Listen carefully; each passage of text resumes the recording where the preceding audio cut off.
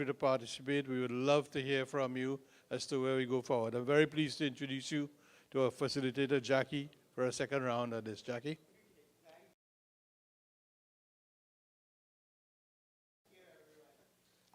First, I'd like to introduce Kevin Swift. Well, actually, I'll have Kevin introduce himself. Introduce yourself.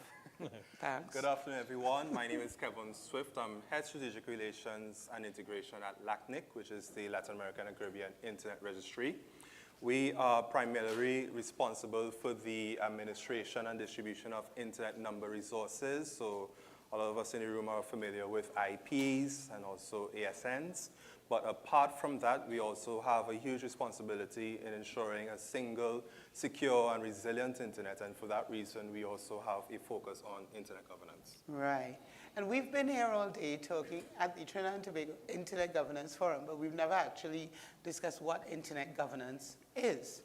So for those who may not know, I'm just going to give a quick definition, a quick history, and tell you where this event situates itself. And we can go on with your inputs and contributions. So the definition of internet governance as created by the Working Group on Internet Governance in 2004-2005 is that internet governance is the development and application of shared principles, norms, rules, decision-making procedures, and programs that shape the evolution and use of the internet. And one of the things that's really important about internet governance is that it's multi-stakeholder and bottom-up. So the idea is that we are not just dealing with the standard government, labor, business tripartite system that we've all come to know and love.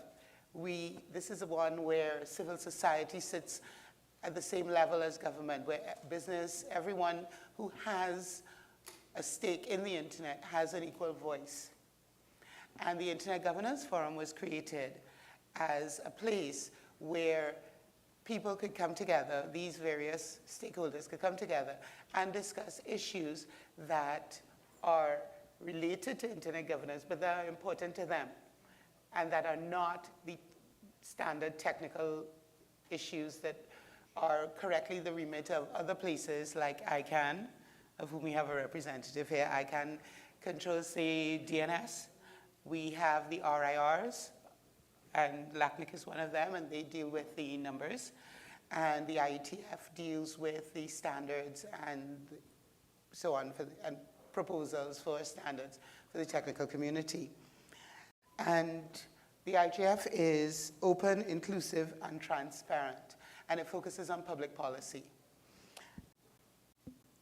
So over the years, we had the original global IGF, and you saw Lynn St. Amour talk about that earlier this morning. But because it's bottom-up, obviously we're not going to start totally at the global level. So over the years, we've had more and more people creating their own IGFs at regional and national levels. And that's why we're here today. This is what the Trinidad and Tobago IGF is. It's our own, where we deal with our issues and our reactions to the various internet governance issues that are going on. And Kevin's going to talk about how it fit the regional space for a bit. Okay. So looking at internet governance, and especially at the regional level, I think it's important that we recognize that there have been two significant regional internet governance initiatives in the Americas. Firstly, we have the Caribbean IGF, which happens to be a regional process that began even before internet governance was spoken into global policy by virtue of the World Summit on the Information Society Phase 2 in 2005. So we in the Caribbean, we are pioneers in understanding this thinking that the issues that arise from the internet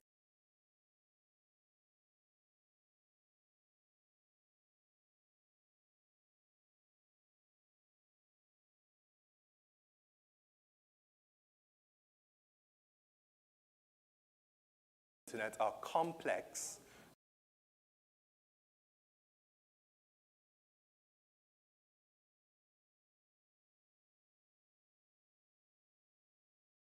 Serve as a secretariat for this LAC-IGF process. So the LAC-IGF started in 2008. It was seen as a preparatory meeting for the Internet Governance Forum in Hyderabad in that year, and it's convened every year. So what we have here at this point is that these regional initiatives, they really are the place where we get used to what is the multi-stakeholder approach. And the multi-stakeholder approach is one that it has been the most successful approach to addressing policy issues, internet public policy issues.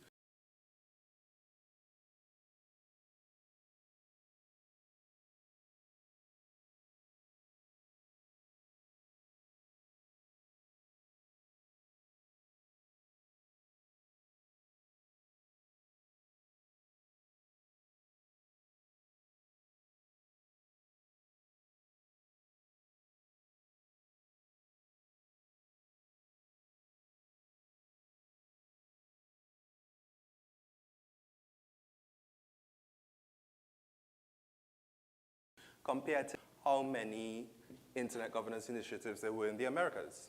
So looking at about 33 territories, we noticed there was somewhere between 13 to 15. And of course, when we say internet governance initiatives, we recognize that there are some that are very embryonic, some that are now starting, and then there are others that are well mature.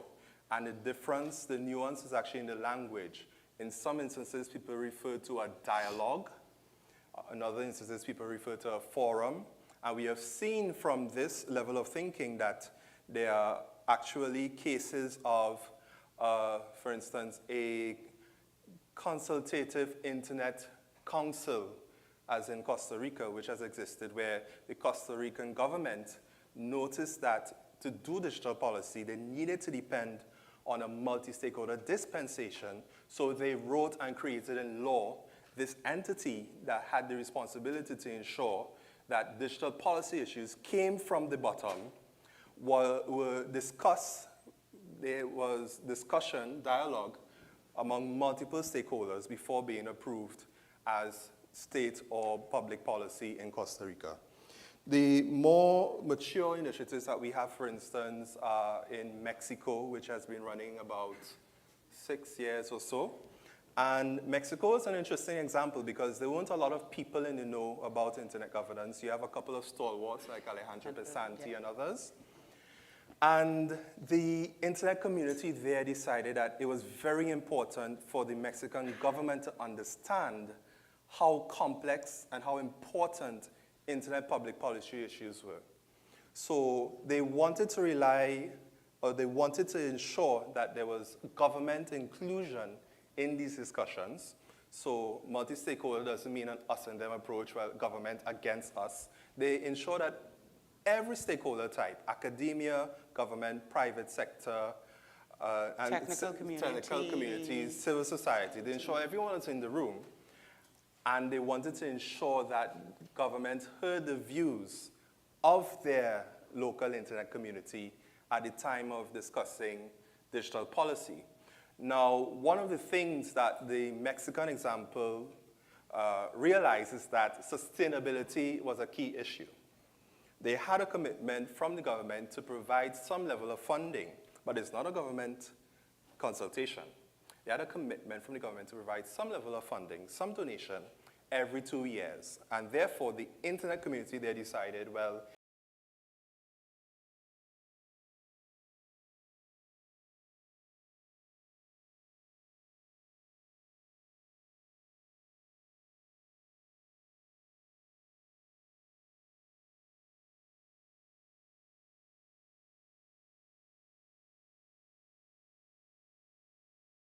they will have an internet government. But they as well, very few people, but the multiple stakeholder types came together to discuss Colombian issues. And the government made it a priority for them to ensure that they heard before they went out and negotiate global internet public policy. So any government representative from Colombia is not speaking from a unilateral position.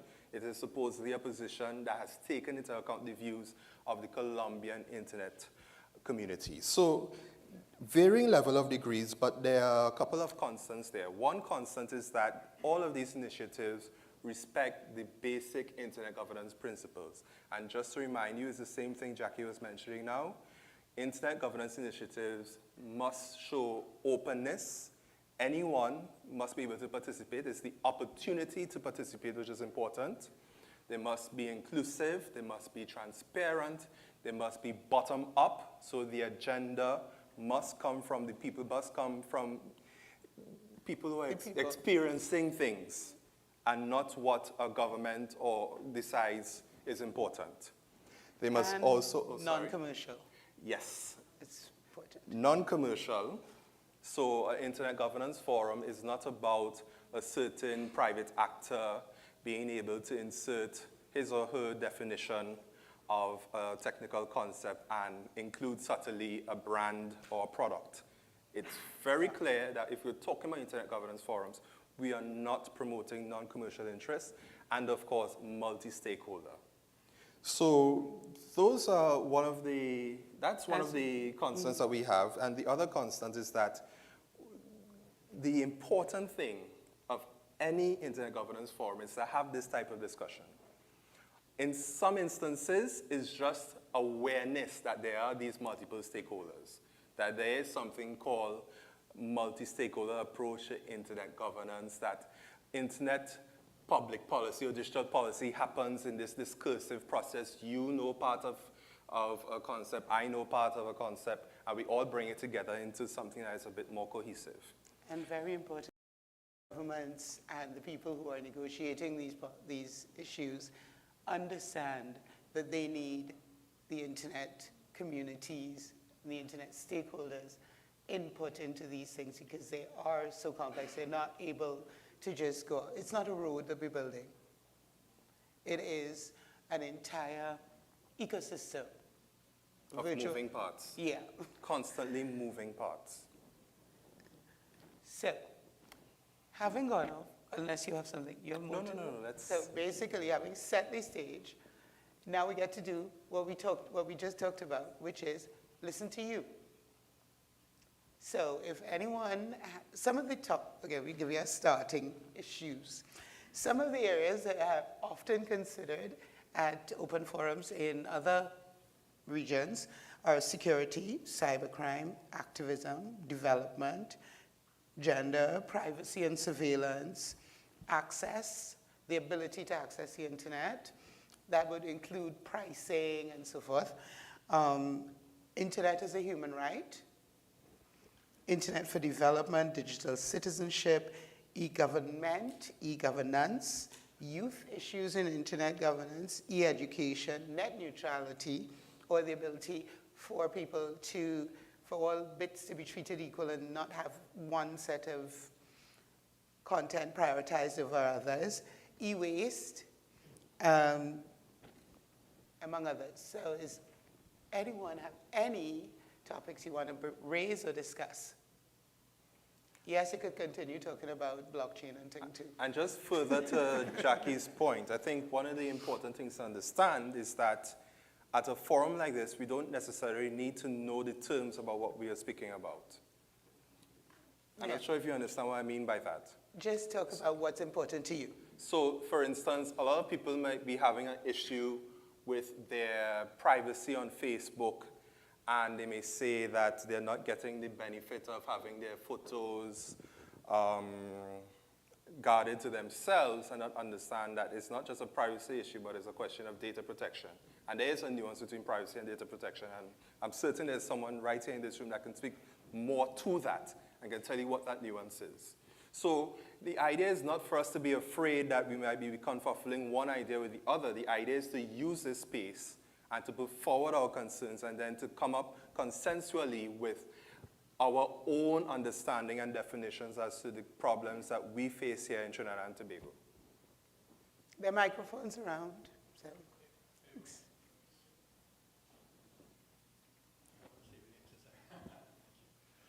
Hi, Eric Hopkins II. I'd like to hear more about the internet as it relates to sovereignty. So in Trinidad and Tobago, one of our laws is that you're not supposed to campaign on election day. But because of Facebook, you could keep sending ads on election day, those kinds of things. That's true. China and Iran are significantly better at controlling and stopping the internet. I think the US, in terms of some terrorist concerns, were looking at ways of cutting off, sort of creating like an internet island to protect your country from some sort of intrusion.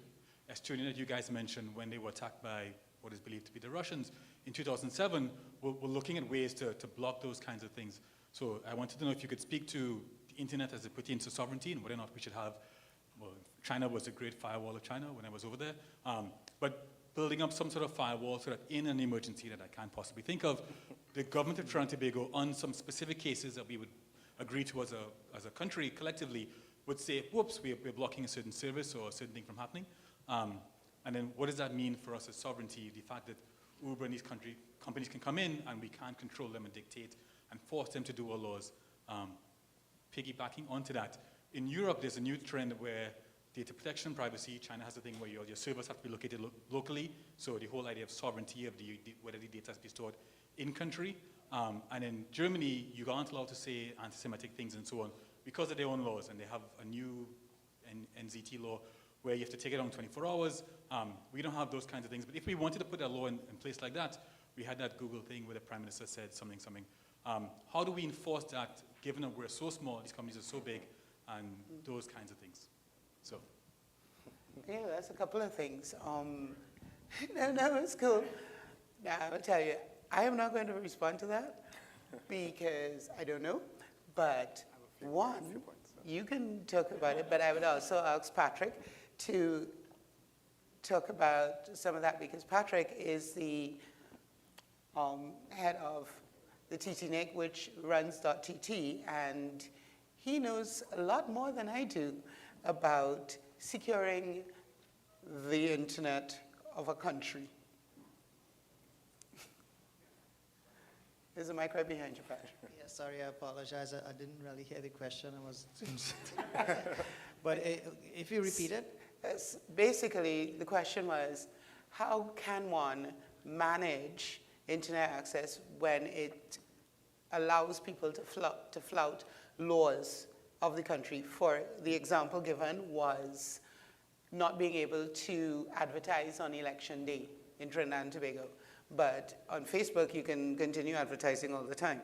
So the question was, China can block people. There are countries, as we know, that shut down people's internet so that you can't do certain things. And if we could do that in Trinidad, and would you suggest doing that in Trinidad? Well, India, when they had the attack in the hotel, they were using Blackberries, where they had a backdoor. If they were using WhatsApp, which is now, you wouldn't be able to see the terrorists were planning an attack. Those are things where you would want the state to have some visibility and stop it or something like that. yeah, well, technically it's possible, but it's up to the government to make that decision. It's nothing I could really say whether it should be done or not. But technically it is possible, and in our case we have an IXP. We could actually do some filtering, etc. there. But I would advise against it. Yeah. In terms of the domain itself, we can do certain things, but not at the level required to block, Facebook and social media.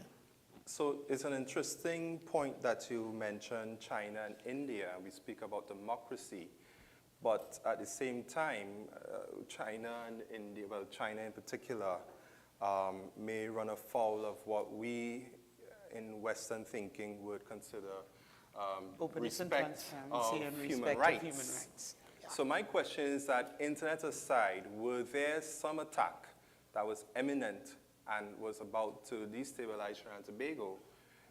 Do you believe that the security response and mechanisms in place are sufficient to respond to that attack? Because one of the important things to understand is that the internet isn't supposed to replace or do something extraordinary compared to what your day-to-day paper-based governance does. So it's really a question as to what is acceptable risk, and acceptable risk in China is a lot more, it's a different beast. It's a completely different beast under a communist regime, as opposed to acceptable risk what we have here in Trinidad and Tobago. Now, you are making a very clear case for an effective cybersecurity mechanism. And that in itself is another discussion that could take us down another path. I think it's something that is worth aerating a bit more. But going back to the other point you made about sovereignty and the internet. 1 second, we can let Albert talk to the first okay, point. then we'll go back to sovereignty and the internet. Right. Thank you. Mic check, mic check. Thank you very much. Albert Daniels, ICANN, the Internet Corporation for Assigned Names and Numbers. And that was a pretty interesting question that you raised about turning the internet off in certain circumstances. ICANN is the global organization that manages the unique identifiers, the IP addresses, and the domain names that facilitate internet functionality at the top level. And we are a technical organization which has a set of staff that manages things technically, but the ICANN overall structure has a part that is referred to as the ICANN multi-stakeholder model, which includes persons like yourself, end users, representatives of governments, representatives of business, and they set the policy that ICANN staff uses to manage those unique identifiers. Now, we get to a similar situation when it comes to the need for national IGFs, in particular to create a forum where the individuals in a country can have this kind of open discussion on topics like those that you have raised, and essentially create a situation where they are developing policy that would be used to guide what happens in their respective country. And this is why, for many years, ICANN and CTU and others have been encouraging countries to have these IGFs, because what happens at the top level, as you heard from Patrick, technically it's very simple. To have it working, to turn it on and turn it off. Whether or not it is the right thing to turn it on or off in certain circumstances is your call, you, the stakeholders. So this is even a reason why ICANN, commends the TT-MAG and other national organizations and the CTU for creating these kind of fora, because this is where the important discussions take place. So really and truly, you and your colleagues from the different sectors should be deciding what should happen in your particular situation. Okay. Just going back briefly to the sovereignty issue and the internet, sovereignty certainly does apply. And I think one of the most prominent cases in internet history happened to be an organization called LICRA in France versus Yahoo, which is based in the US. Now, LICRA stands for the International League Against Racism and Anti-Semitism. And similar to Germany and France, you have laws that prevent you from accessing Nazi material, Nazi ideology, Nazi memorabilia. And of course, Yahoo made caches of sites, and they, of course, had lots of Nazi memorabilia available to French citizens. So Yahoo's initial response when LICRA made a claim before a French court, Yahoo's initial response was, we can't do anything about it. The internet is open, it's free, anybody can do it, anybody can use it.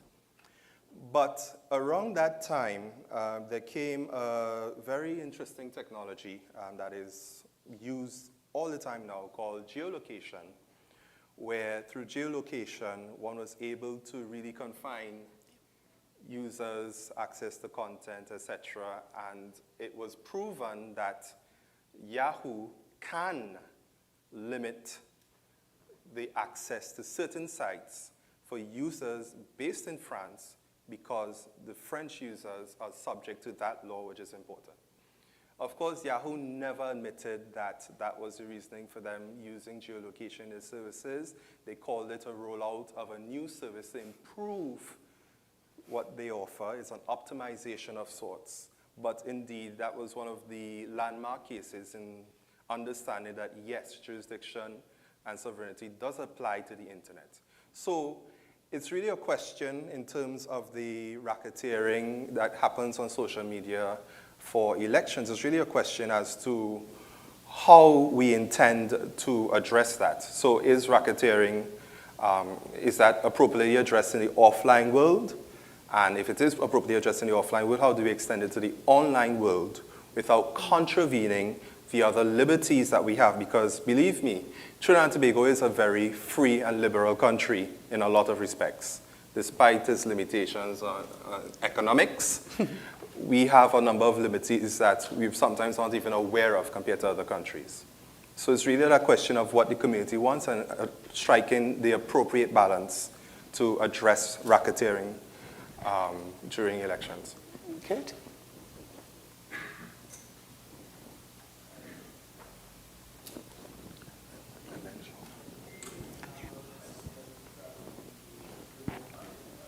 Okay.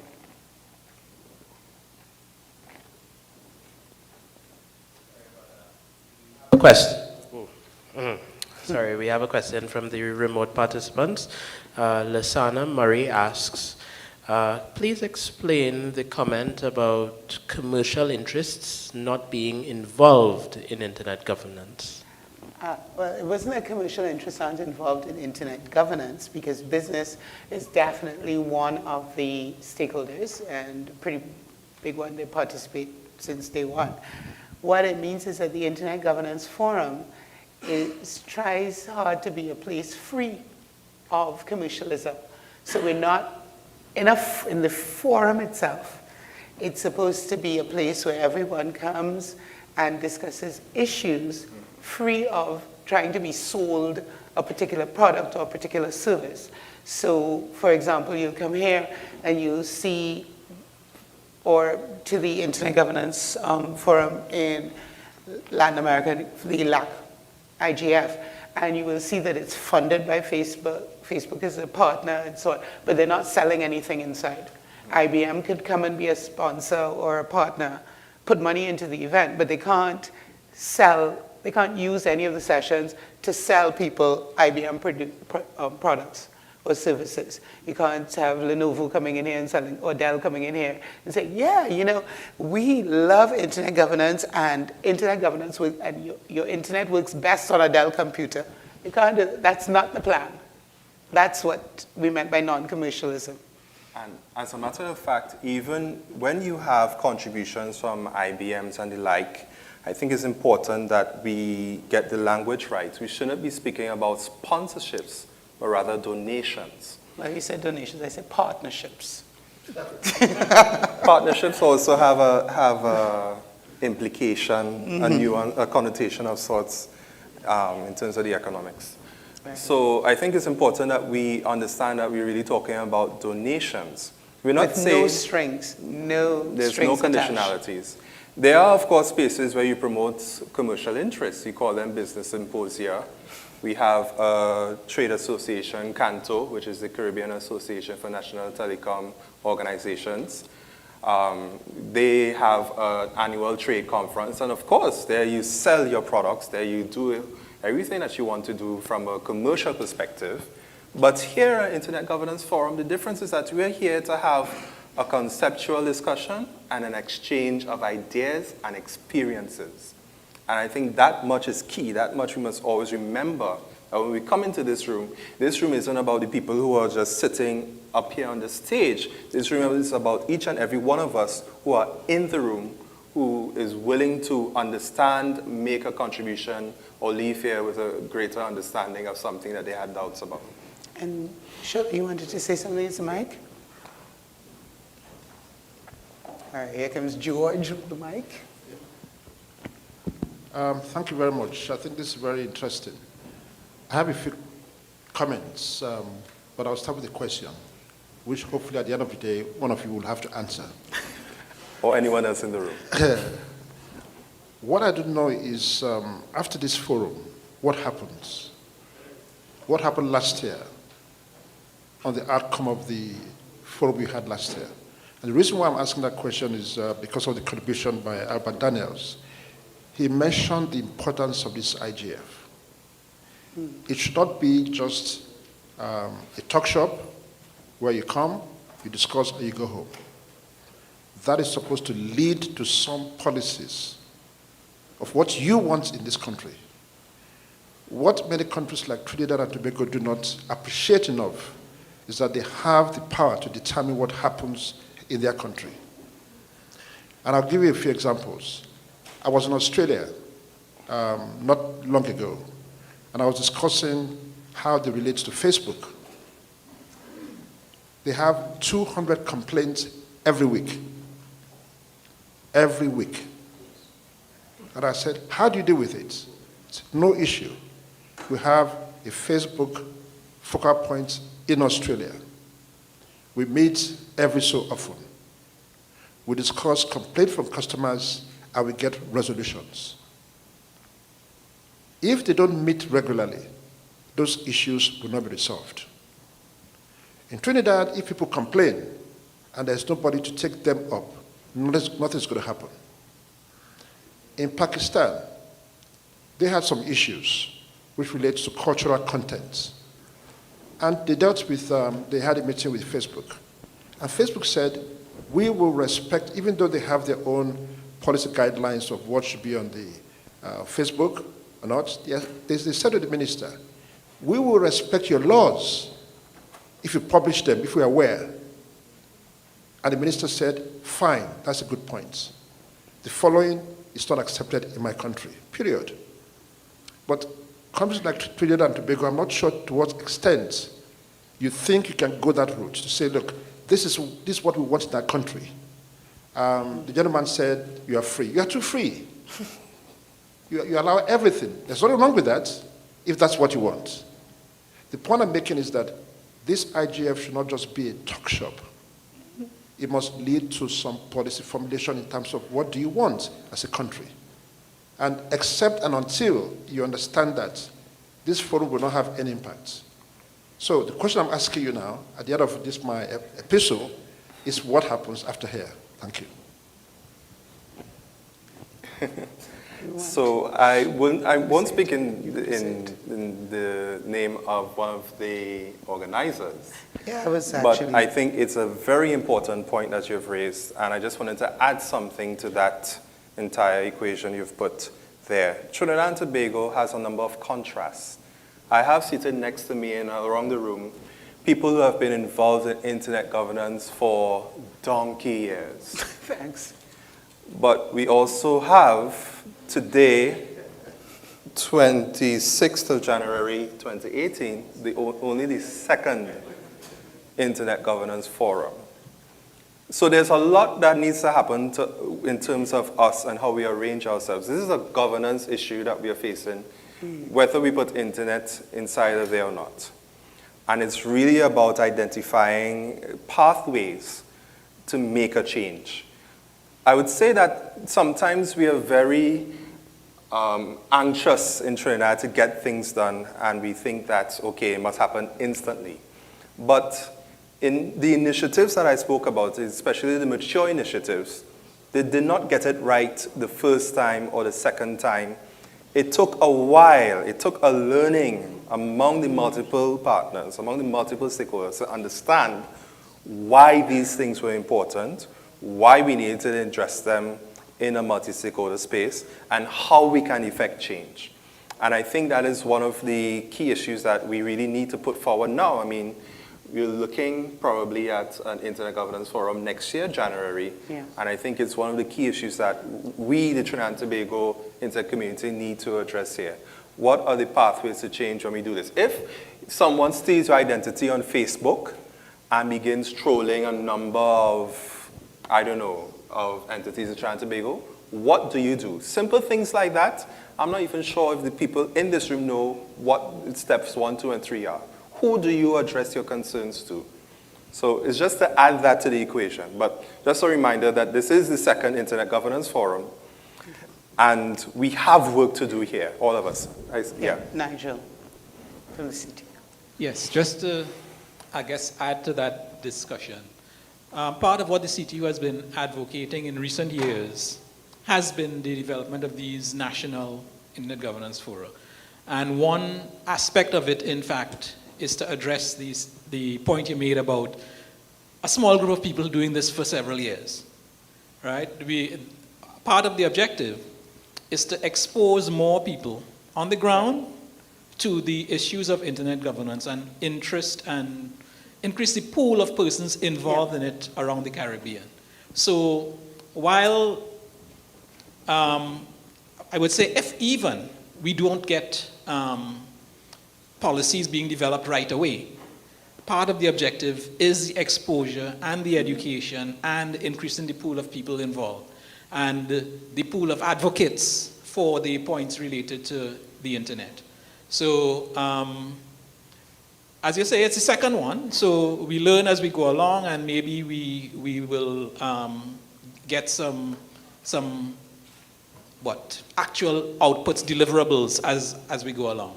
There's one more thing I'd like, since I'm on the mic, I was going to ask whether we in this Trinidad and Tobago Intergovernance Forum are satisfied with the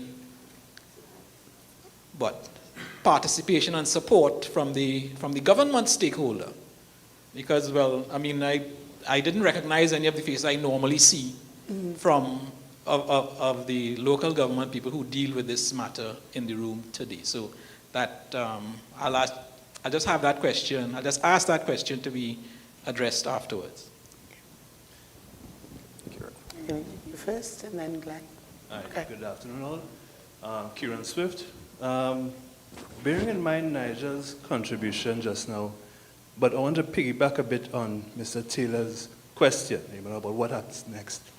And one of the things I appreciated through the discussion today was at different points, a concern might have been raised, and even if not directly, a suggestion, a pointed suggestion was put forward as a way to address it. So case in point, Kevin, during your contribution, when you mentioned coding rights, and what I took from that was an ability for individuals, right, to really start to critically assess the power, the inordinate and asymmetrical power that these big internet companies have over their lives by managing and analyzing their data, right? And there was the other concern about blockchain and the skills required to develop the blockchain.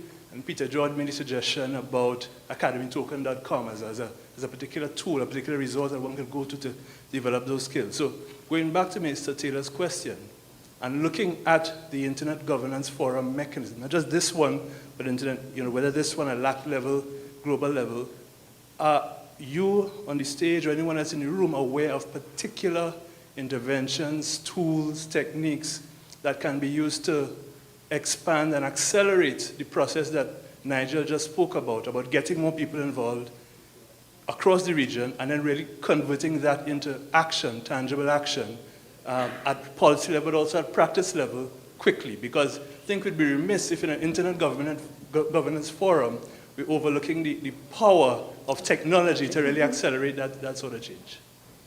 Yeah. And in addition to that, I think there's a huge advantage for us here in Trinidad and Tobago. We have a cultural advantage called storytelling that we use very well in Calypso and Soca, but we seem not to probably spread as fast as we should. The knowledge that we have about the internet and the potential that it has as well. So it's a bit of a creolization that needs to occur there. One of the things that we do know that, honestly, the meetings are just the edge of it. The intersessional is really where all the work is being done. And one of the things we started doing last year, we started very late because, this comes right before Carnival. And then we had Carnival, and then we had a couple other things going on, and then, it kind of went. And then we realized, oh yeah, we've got this online forum for people. CTU has one as well from the Caribbean Internet Governance. And this is where people can come and have discussions and so forth. But when there's so few people, those discussions tend to take place in less public fora because we have Facebook groups, we have WhatsApp groups that start having these little discussions, and then they kind of pull out from there and move into larger spaces. So like some of the ideas that came out here today have started in conversations between 2 people or 3 people or 4 people, because there are so few of us who are in internet governance. As Nigel says, we want this thing. Part of the reason that we have this thing, and we're so much larger than we were last year, is because we want to spread the word. We need more people to start being interested, and then our intersectional areas can be larger and can start doing more. Because right now, honestly, Dev, how many people in internet governance in the Caribbean? Albert, you know how many people are actively involved in internet governance in the Caribbean? It's under 100. Oh, that's a lot. Yeah, well, it's a lot under 100. It's what, Right. 35 or 40? Shannon? No, well, Glenn and then Shannon. Just a quick point, and I think Glenn is going to touch on it. One of the things that a couple of us in the room, Shannon included and Albert, is that we come together at a particular destination in the Caribbean to work on a public education campaign. It's an internet week of sorts. And it's an internet event that is different from any other internet event. It isn't about big companies selling products. It's about starting these ideas and understanding the process in which it happens. And I think what must be recognized as well is that the CTU has also conducted a number of shows like this called ICT Roadshows in the past. And we have seen across the Caribbean that various activities spur from an internet week. We've had ISOC chapters established. We have had more groups applying for ICANN fellowships. So even though we think at times that Trinidad and Tobago is so advanced in the internet world, I think even the basic steps need to occur as well. But Glenn, and then others. Yeah, I would just want to make sure, first of all, when you said some of us here, which we can look around, and I know a lot of these people, that we've been here for donkey years. I just want to make sure, are you calling us jackasses? Naren and I had a chance to spend some time, and him and Lisa have been great hosts for me being here. And we were talking about actually storytelling, you know, and the value of going back and talking to people who worked through this technology and actually capturing on video, you know, what was it like being, you know, Grandpa, what was it like being on the internet back 10, 20, 30 years ago? And those stories are important. We have an Internet Hall of Fame for ISOC, which is great. It gets people that developed Archie and all kinds of stuff, but you need your own Internet Hall of Fame. You need to showcase your people who are pathfinders here. The second thing is there is online educational resources for people who want to get involved. Remember, the internet governance is like eating an elephant. You have to decide on a piece at a time. You know, you can't eat the whole thing, and you have to look at it as pillars. And some people like Sintra, wherever she is very interested in legal. People in blockchain are very interested in financial. People that are involved with, you know, government issues, you know. So there's 6 main pillars. If you go back to Diplo's approach, and the Diplo's book is in Spanish and English, and it's free. And I have my online course on the Eli Academy, which is free. And you just sort of bite the bullet, and you start to learn this stuff. On the, unfortunately, the fellowships are not as frequent as they used to be. There's been some cutbacks with ICANN on that, but that doesn't necessarily mean that there isn't other ways to do it. There's, you know, some very good internship programs that can be done. So I really try to, I really strongly encourage new people to come through the existing organizations here and get a chance to take advantage of the fellowships or take advantage of speaking opportunities. It's not just like experts from abroad, but we have to invest in young people so that, you know, when the old donkeys give up the ghost, right, Dev? I would say it's not just. I would say it's not just when we give up the ghost, but when we choose to retire and have a life, because this is activism. Being the 1% from the Caribbean on something is serious activism, and trying to come out there and spread the word and get more people involved. It's the same sort of thing, and it does exhaust you. Ask Dev, who basically put his life on hold for years and is now stepped aside to somewhat.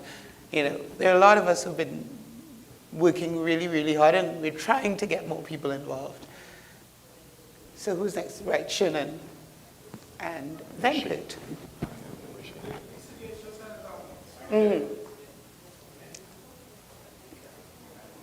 Okay, it was basically just a comment. We are trying to solve, let's say, too much problems. We need to just focus on a few areas. We cannot solve a lot of big problems that we have in the region. Just focus on a few. If access is the problem, focus on that. If cybersecurity is the problem, focus on that. And then make people, let's say, give them specific tasks to do. Because if you don't make people responsible or give them specific tasks to do, then next year we will be coming here again, and then nothing would happen. So it's very important just focus on some specific small areas that we're going to do. Okay. I would just say one thing about that. You see, the thing about give them, it is us who have to give ourselves, because this idea of someone being in charge and giving people things to do, that means that we've got to have somebody in charge and be a leader. And we need the bottom-up approach. All right, so, Rishi. So? Yeah. Hi. The thing is that we don't have to reinvent the wheel. I mean, we've been doing this for a very, like you said, donkey years. I mean, we've been talking about the whole idea of issues like, you would know my pet peeve, privacy, data protection, e-trans. We've passed these laws since 2011. Up to now, we haven't had any proper implementation of these pieces of legislation. Yeah. We haven't had the proper regulations. In fact, I believe that our privacy protection laws are now outdated and needs to be updated or revamped. Yeah. Also primarily because I think in May 2018, the EU is going to be rolling out the GDPR, which is the Global Directive on Privacy Regulations, which is going to touch every single country that collects data or data collector of the European Union's people's personal information. And I mean, we have fast forward going back till NICTC days. So we have, for me, the foundation and the platform is there. Our problem is, and always has been, implementation and moving that other step. Because I think if every time we come back, we want to reinvent the wheel, we like to reanalyze and reanalyze and reconsult and reconsult. And not like you said, sometimes you just have to bite the bullet. We are afraid to try at times. And sometimes you have to try, you have to fail. And when you listen to guys like Elon Musk and Zuckerberg and all these fellas, failure is good. For some of we feel that failure is a bad thing, but failure is good because from failure, you learn, you come back, and you come back better than the next time. So I think the time has come for us now to bite the bullet and really move forward fully in implementing things that we already have in the pipelines already.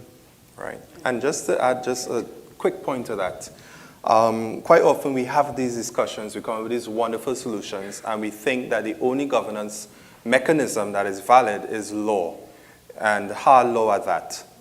I would say the internet provides a lot more opportunities than just law. The same e-trans issue was recognized by the lawmakers in 2001.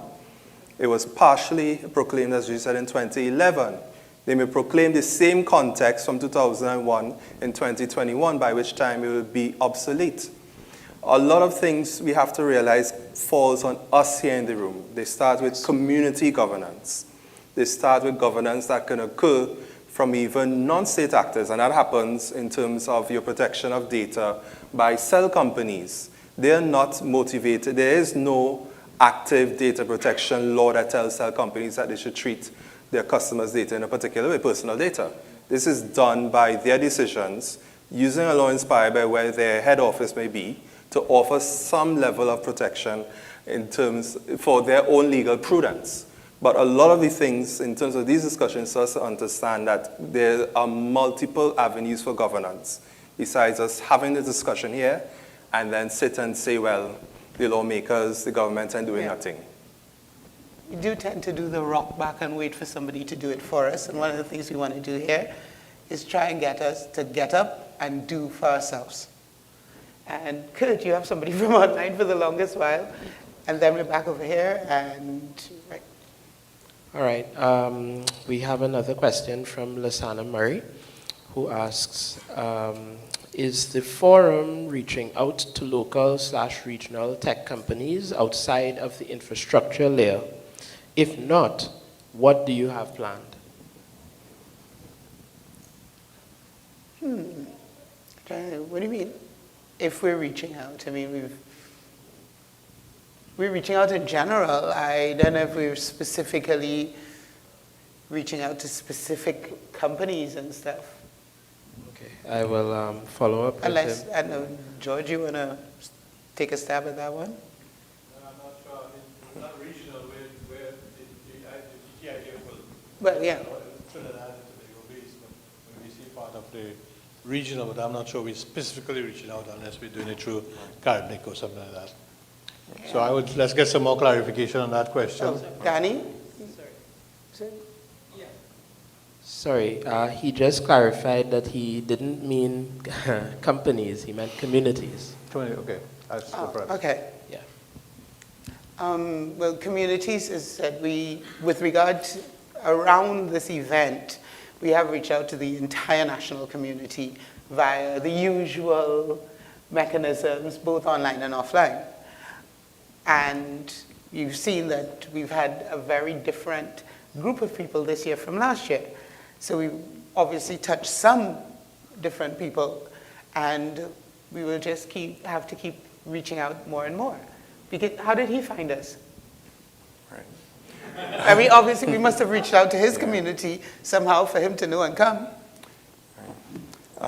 Just to add to that a bit, Okay. I think it's important again, and Nigel is in the room here, it's important again to speak about the Caribbean IGF. Again, it's innovative in a number of ways, and one of which is the Caribbean Internet Governance Framework. So it's a regional process that has an end in sight.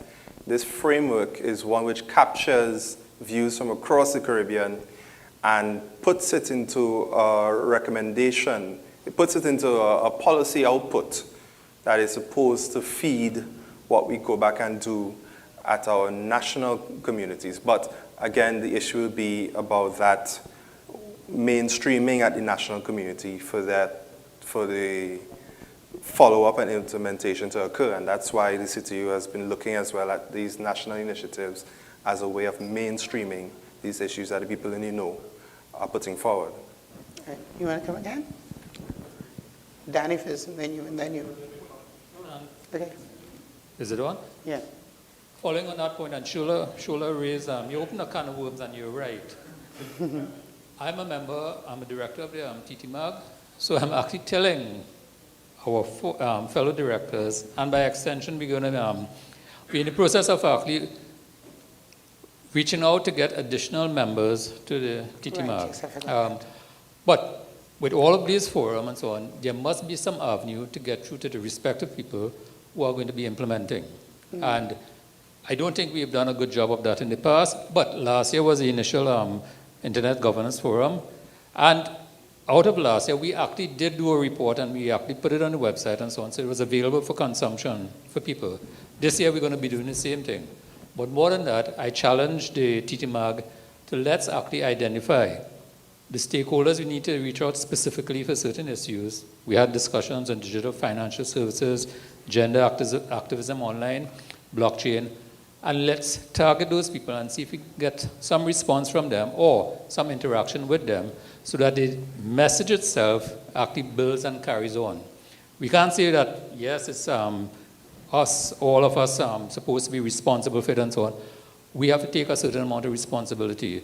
And where's Dev? Dev is our chairman now. So Dev, you have a job at hand to take what has transpired here, synthesize it, and really address it to the respective people. And I read in the papers that our Minister of Public Administration is due back in the office in the near future. Well, give him a paper to read when he comes back into the office. Okay. Yeah, I would say that one of the things that we have done is by each of us in our own spaces have taken on board some of the things that have happened and have utilized where we are to push those particular things forward to some extent. But that's why I say what I mean, everybody needs to. That everyone needs to take a bit and do a bit where you can in your own space. So if we find that you're not reaching out to a particular community and you know that community, take what we've got here and you take it to the community and bring them back to us. That kind of thing. I just have one quick personal comment on that I wanted to put forward. Let's be each other's keeper and also look at children and the youth. Have the Children's Authority here from a policy standpoint, have youngsters involved, have them understand what these issues are. Because ultimately, just looking at some of the usage patterns of the internet, there's no doubt that these are the groups that are most exposed and probably most vulnerable to anything that happens on the internet, good and bad. And I think it's very important that we engage them early on, because a lot of the things we may be doing will have really no relevance. I mean, we live in our own circles, and we know we live with our own friends, and we have our own view on things. But if we really want to talk about the national development of the internet, or development of a Trinidad and Tobago internet, we need to really consider who are these users that we really want to develop. Where is the internet going? I don't think it's with what I'm doing and with what Jackie is doing. I don't think so. All right, let me go ahead. Finally, I'm so sorry. It's quite all right. I have to say, so I heard about this from a friend. I'm really happy I came to the forum. I don't think you guys should be too concerned or too perturbed about all of these teaching issues. All organizations have this sort of thing. I am surprised that it's something I can digest. It's not as technical as I had feared.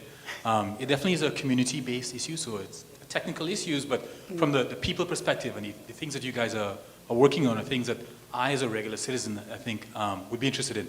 What I would like to know and hear about is a bit about TT Mag and what you guys do.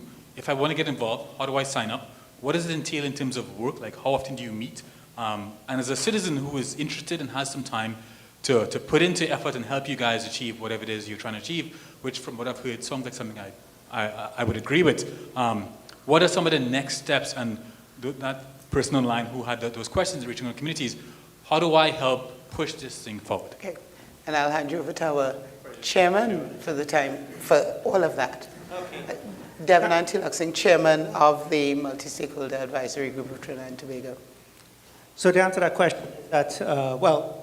and this is the challenge we acknowledged after the first IGF, because the thing is that we have a group of various multi-stakeholders, but we really do need to grow it, because we simply need to ban more persons to step in and help build it, because we simply just don't have the bandwidth.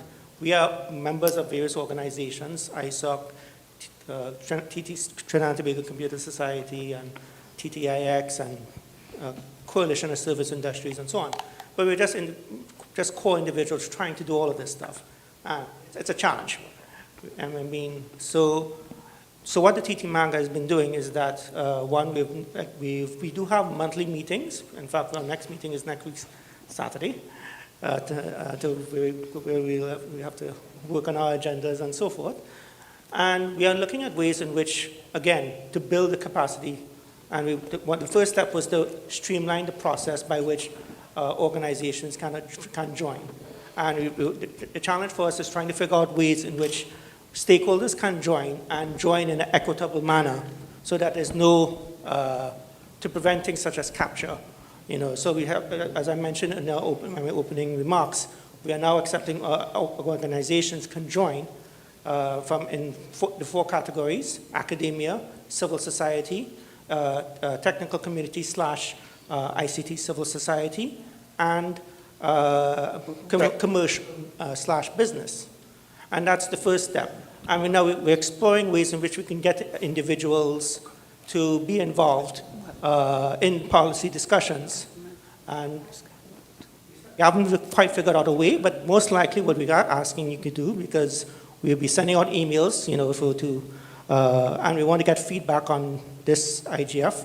And when we send out communication about a particular policy we want to see comments on, be it from issues arising from this IGF or other policy issues relating to .tt and so forth, because we've had discussions, and again, it's just a question of really raising the awareness of this. And the goal is, as I see it, is to leverage our organizations to spread the word.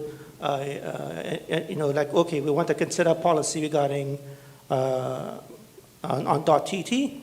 What are your thoughts, comments, etc.?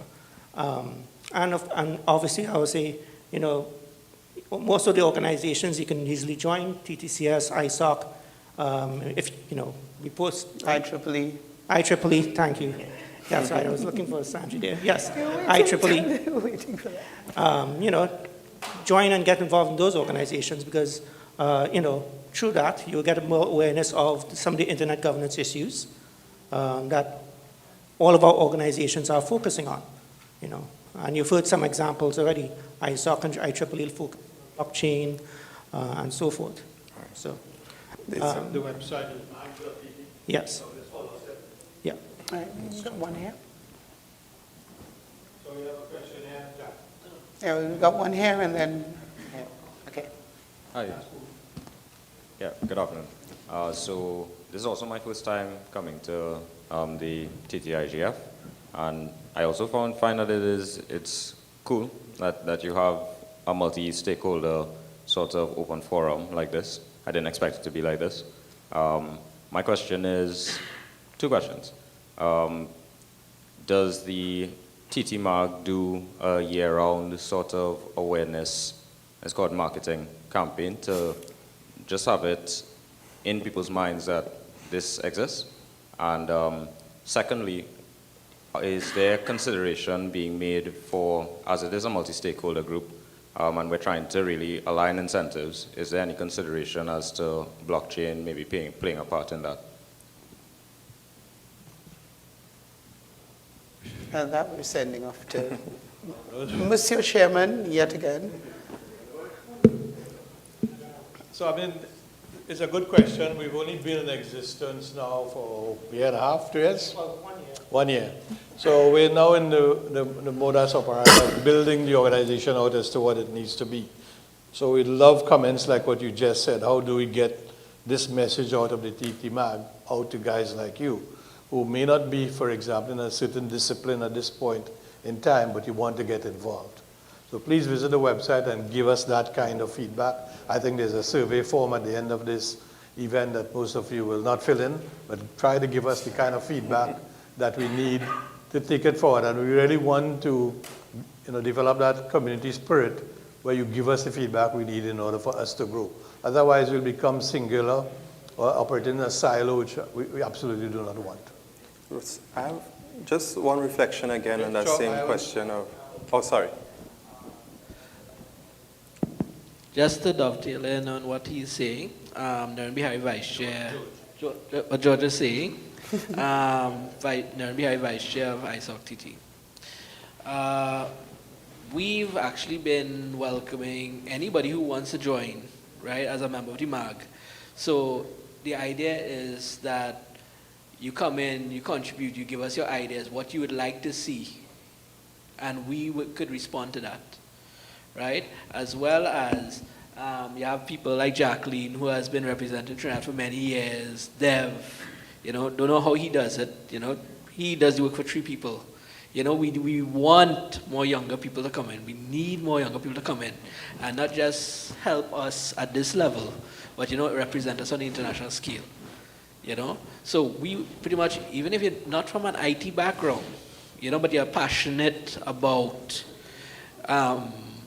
topics that affect end users and people in Trinidad, you know, we invite you to come and join, you know?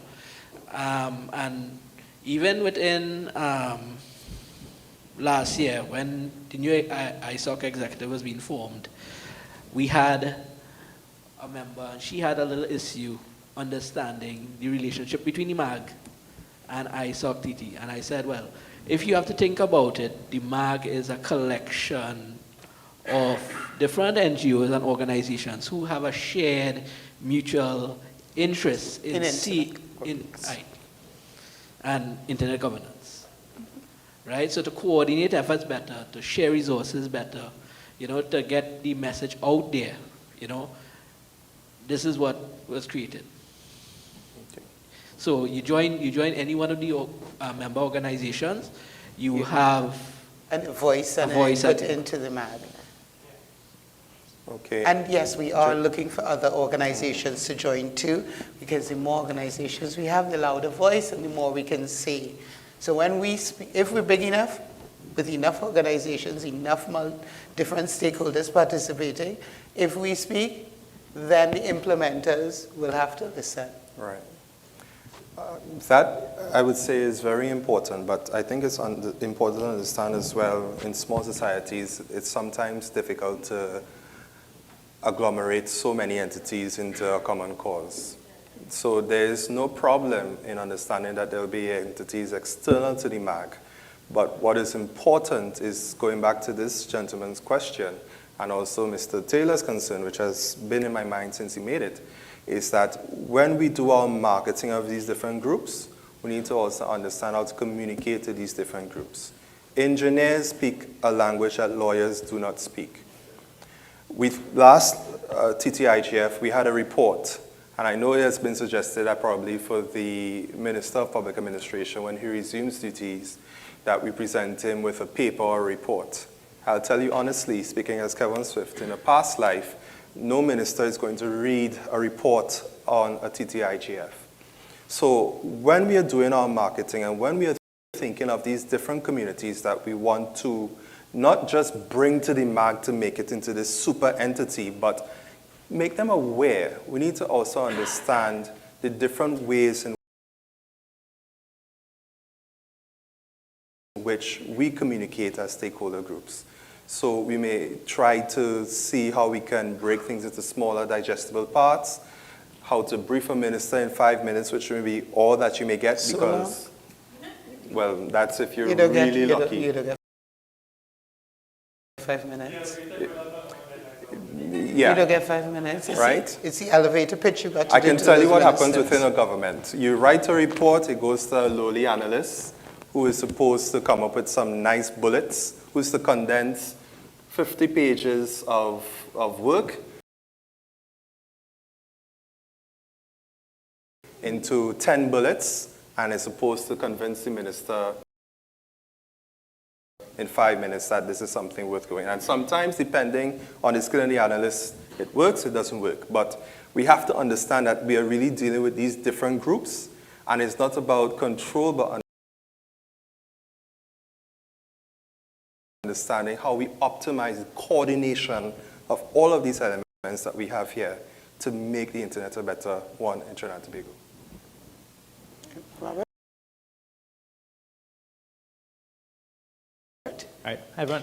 Robert Martinez, Director on CTMAG. Just to address the point that you all made about membership, it's around 4:30 now. An email should have gone out to everyone, at least who sent up on the Eventbrite. So we have the TTMAG membership drive. All the info is there. We'd love to have you all joining as members, and we just hope to, have you all engage and contribute to how we move the TTMAG forward. I also just wanted to echo what Kevin was saying. I actually made the point as well at the IGF in Geneva last month. That, getting people involved in internet governance, a lot of people think it's really forbidding before they get involved, but then when they get into it, I'm really glad that you all said that, you got value out of it and you felt like, you feel comfortable in it. Because for people on TTMAG think of me as a young person. I'm not that young. Maybe I look a bit younger than I am. But for a lot of young people, a lot of the events may take place in spaces that people think are, a bit forbidding for young people. They come to the chamber, and you're not sure if you have to dress up in a suit or not. But a lot of things, in terms of the communication, we have to make it appealing to people for sure. And, if you'll join as members of the CTMAG, you could definitely contribute ideas on how we do that better in future. So, thanks.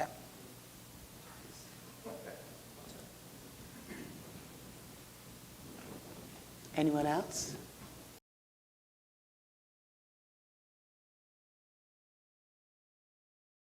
We haven't had any questions from this side. Next steps. Just a reminder that I asked about government participation.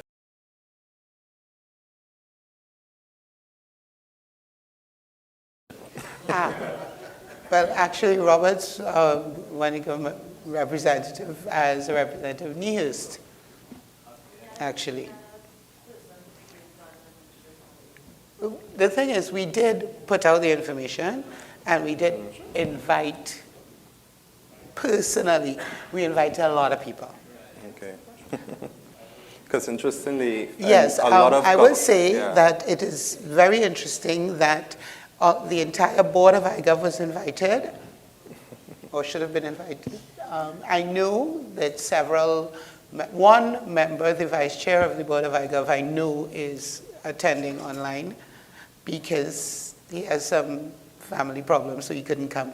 But a lot of people didn't, I don't know if it was the timing and the work or whatever, but they just didn't show up. So we're going to have to work a little harder to get more government people in the room next time. And even in terms of that communication, it's important to note, I saw a lot of things on social media about TTIGF. Social media is banned in a lot of government ministries. So not even... this was actual official emails and letters and things that we sent, official invitations. And we have something called Electronic Transaction Act that says that emails are not supposed to be discriminated against. And you go into a government ministry, and if it's not paper, they don't read. So But let us understand. Last year, if you recall, the minister was here, Nigel. The minister did attend last year. So maybe if he had been in office, he might have pushed more people to go, because he's definitely someone who's been supportive of the internet governance thrust in the country. But I think it's really important to we understand our community. We understand our stakeholders. Let's not overlook that. Yeah. Cool. Yeah, Tali. Good afternoon. Tali Mohammed, ISOC, Internet Society of Trinidad and Tobago, Secretary/PRO. I just want to make a general comment here. I've been working among NGOs and CBOs and civil society groups, I think, for over 10 years now. And some of the struggles that the TT Mag is already speaking to is something that other circles of NGOs have taken a very long time to even realize and try and find solutions to. So one of the major groups I belong to is environmentalism. Everybody knows me inside. Well, who knows me knows that. I've been asking about the plastic. Next year, don't worry, waste management, full green TTIGF. And yeah, so one of the challenges on the environmental front has always been, how do we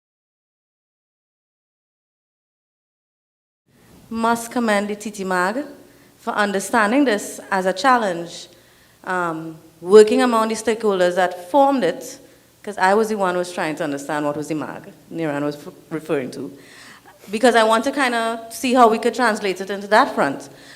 But more so than commending you guys and really giving you a very good round of applause for what you have done, and understanding that, you know, the government and the public sector may and might present challenges for future forums, I also want to encourage anybody who wants to join, as well as join from a group or entity point of view, because one of the things we were successful at last year was coming together, some of us, some larger environmental NGOs, one of them is called Canary, she's a regional one, and some smaller ones, and what we did was put out a public statement, was sent to the minister on the non-ratification of the Paris Agreement.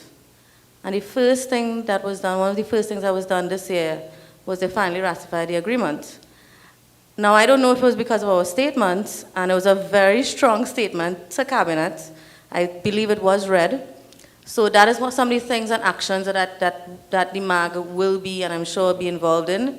And any groups that want to join and members that want to join, I think that is one of the ways that we as civil society could start adding more of a voice if we come together in groups like this and work together on it, despite disagreements or competitiveness or whatever that kind of keeps it back. Because I know on that front what has been limiting and getting people to come under umbrella kind of group for green action, environmental action in Trinidad. So I commend you guys for all your great work, and hopefully next year we'll have a larger forum. We definitely will. Thanks. And actually, that sounds like a lovely note on which to wrap up the thing. Does anyone have any last words first? No? Yes? Okay, in that, oh, Shola.